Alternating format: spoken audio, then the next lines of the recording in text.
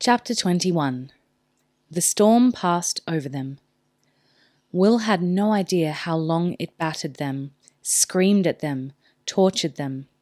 It must have been hours. But eventually it passed. While it raged around them, it was as if his senses shut down so that he was conscious only of the screaming, tormenting voice of the wind.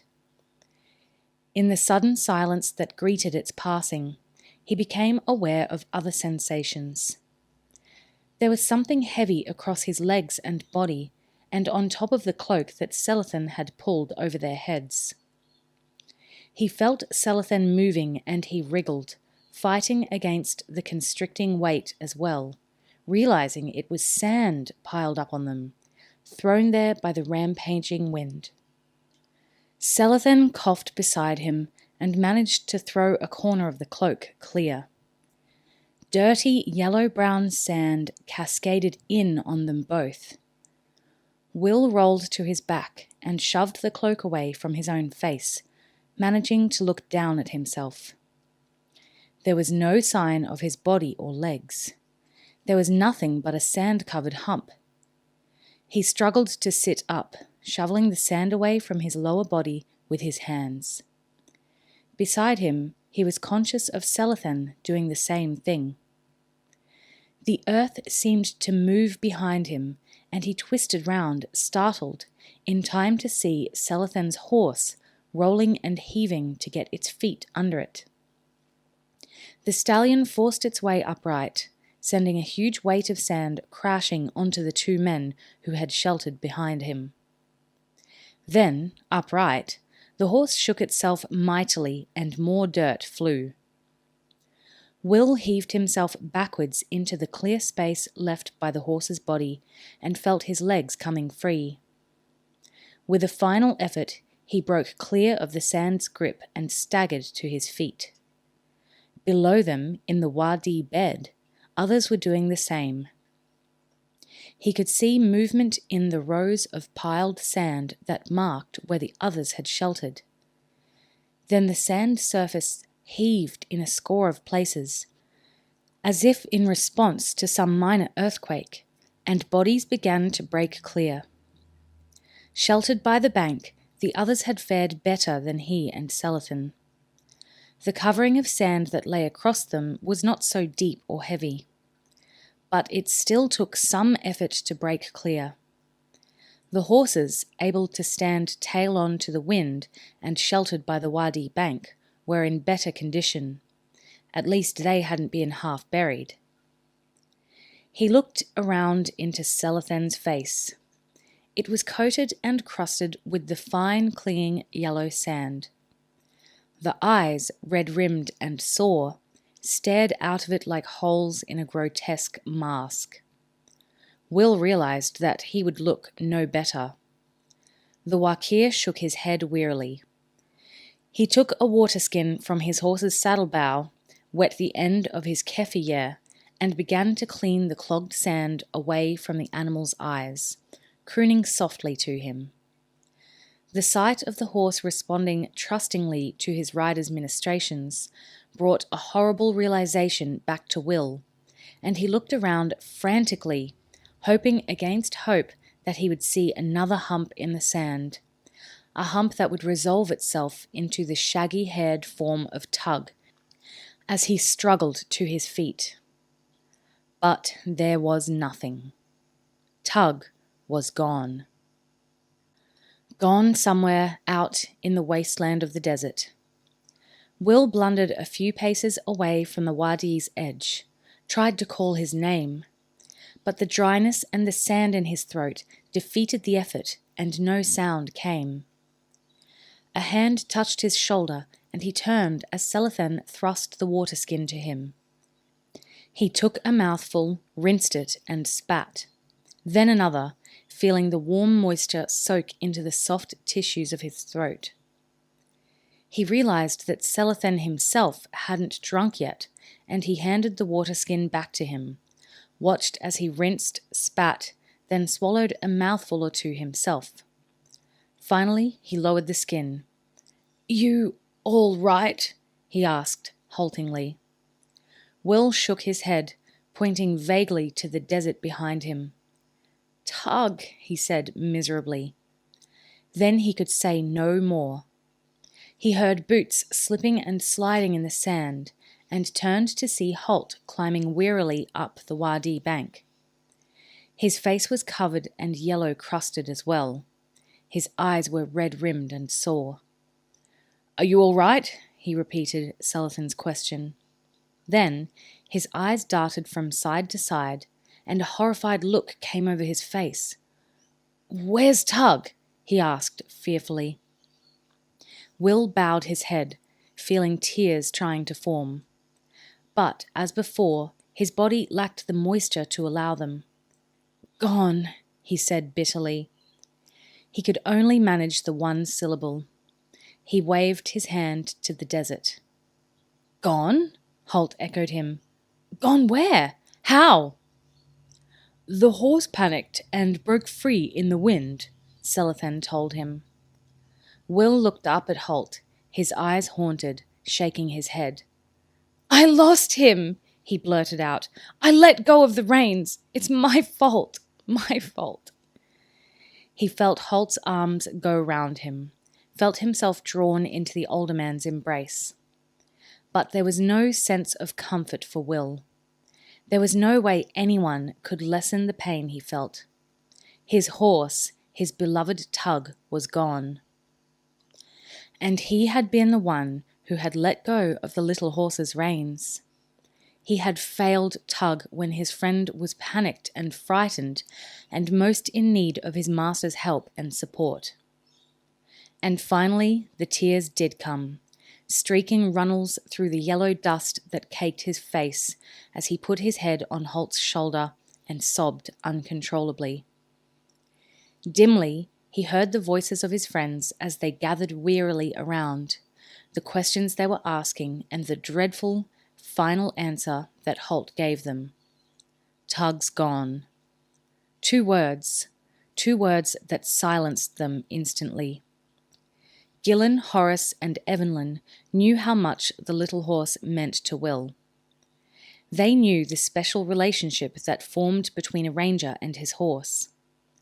And while Svengal couldn't really appreciate it, he equated it to the sense of grief a Scandian would feel at the loss of his ship, and he grieved for his friend. Dimly, Will heard their expressions of disbelief at the dreadful news. A ranger and his horse were more than just rider and mount. They all knew that. A ranger bonded with his horse from the early days of his apprenticeship, and they learned their special skills together. Selathan watched, uncomprehending. Like all Aridi, he loved horses. But he knew that in a harsh land like this, losses were inevitable. Broken limbs, thirst, the sun, marauding desert lions, and the sand cobras that lurked in any damp or shaded corner could all kill a horse in an instant. Such losses were regrettable, but they had to be borne. He glanced at the sun, now past noon. "We'll rest here for a few hours," he said. "We'll continue on later this afternoon when it cools down." He ordered his men to light a fire and make coffee. He doubted that anyone would have the appetite for a meal after the ordeal they had gone through. But coffee would restore them, he knew. He watched as the older ranger led his apprentice away, finding a scant piece of shade under the Wadi bank and lowering him to sit.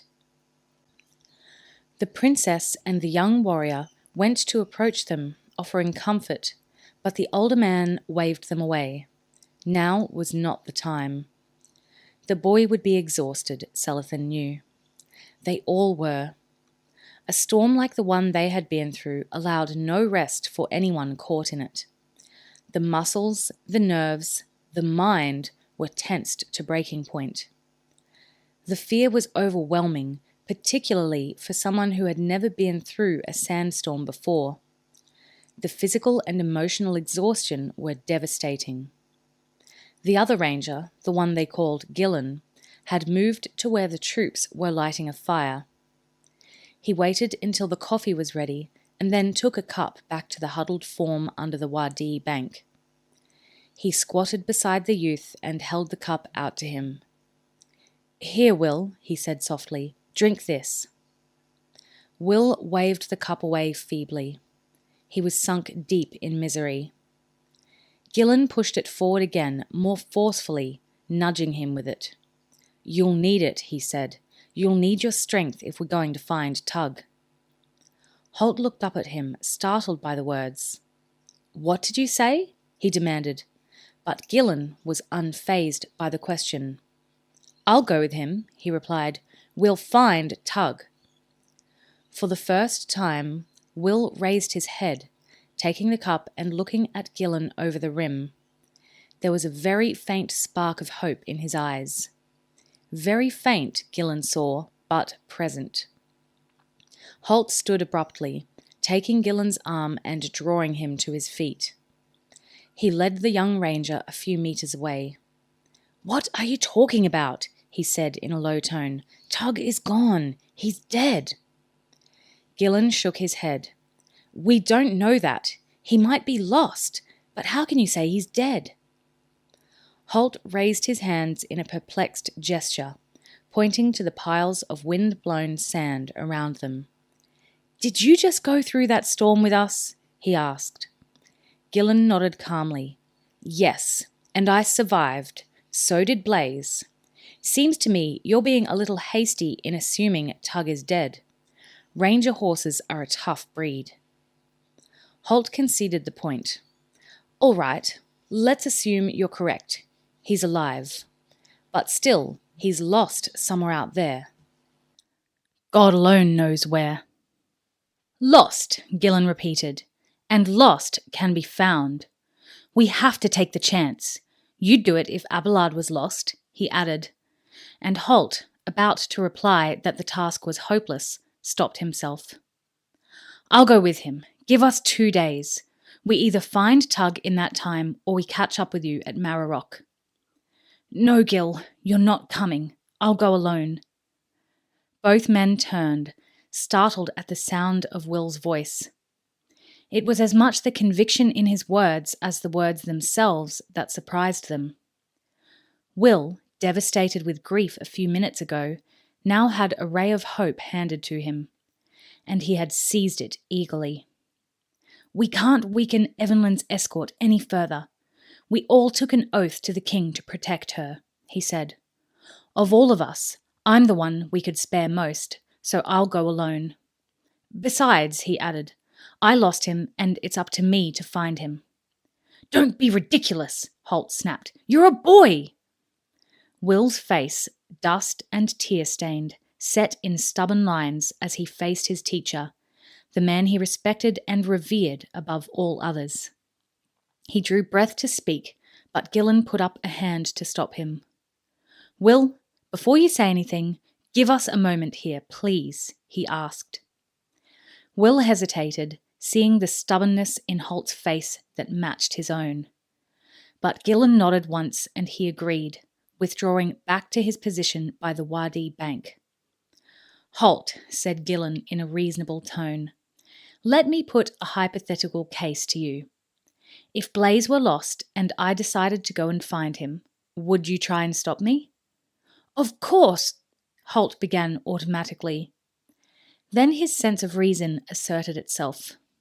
"Of course not," he amended. "But you're a ranger. Will is a boy." Gillen smiled at him. "Haven't you noticed, Holt? He's been growing up. He's not the skinny 15-year-old you took under your wing anymore. He's already a ranger in all but name." "He's an apprentice," Holt insisted. Gillen shook his head again, smiling at Holt. "Do you seriously think he's not going to pass his final assessment?" he asked. "It's a formality, and you know it. He's already more capable and skilled, and smarter, than half a dozen rangers I could name." "But he's too young to—" Holt couldn't finish the sentence. He knew that what Gillen was saying was the truth. The logical part of his brain knew that. But the emotional part wanted to protect his young apprentice and keep him safe. If Will went off alone into the desert, who knew what perils he'd be facing? Gillen put a hand on Holt's shoulder. It was a strange sensation, he thought, advising the man he respected more than any other. You knew the time would come when you'd have to let him go, Holt. You can't be around to protect him for the rest of his life. That's not why you've trained him to be a ranger. You tried to do that with me, remember? Holt looked up sharply at that. Gillen was still smiling as he answered Holt's unasked question. In the last few months of my apprenticeship, you started mother-henning me something terrible, he said. Remember that man-killer bear we had to track down? You tried to leave me back at Redmont under some pretext or another. Holt frowned, thinking hard. Had he really done that? And he had to admit that he might have. He thought now about Will, and he agreed with Gillen. The boy, the youth, he corrected himself, would certainly be accepted as a fully fledged ranger within a few months. There was nothing left for him to learn. The assessment was a formality. Would you trust him with your life, Holt? Gillen interrupted, and Holt looked up at him. Yes, he said quietly. Gillen patted his shoulder once more. Then trust him with his own, he said simply.